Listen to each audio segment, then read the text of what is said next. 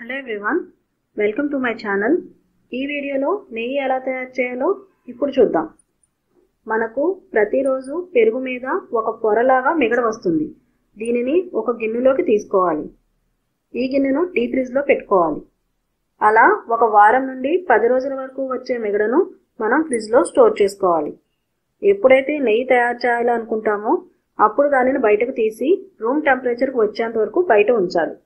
Room టెంపరేచర్కు వచ్చిన తర్వాత మిగడను కొంచెం వెడల్పాటి గిన్నెలోకి తీసుకుని దానిలో మజ్జిగ కవ్వం తిరగడానికి వీలుగా కావలసినంత వాటర్ పోయాలి.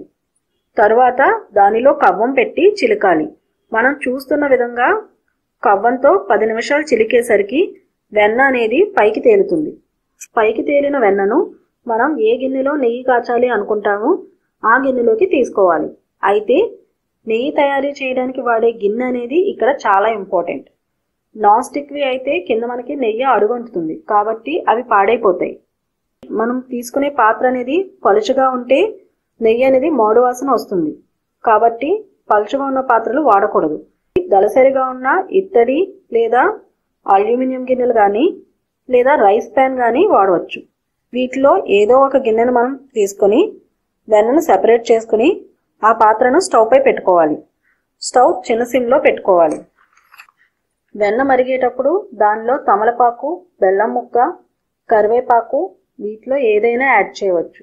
దీనివల్ల నెయ్యికి స్మెల్, టేస్ట్ ఎక్స్ట్రాగా యాడ్ అవుతాయి. వెన్న కాచే పాత్ర అంచులు బంగారపు రంగులోకి మారి సువాసన వచ్చేంత వరకు మరిగించాలి. తరువాత స్టవ్ ఆఫ్ చేసుకోవాలి. దీనిని వేరొక పాత్రలోకి వడకట్టుకోవాలి. మనకు కావాల్సిన నెయ్యి రెడీ. చూశారు కదా నెయ్యి ఎలా తయారు చేయాలో. మీకు ఈ వీడియో నచ్చినట్లయితే ప్లీజ్ మా ఛానల్ను సబ్స్క్రైబ్ చేయండి. మీ అభిప్రాయాలను కామెంట్స్ రూపంలో మాకు తెలియచేయండి. Thank you.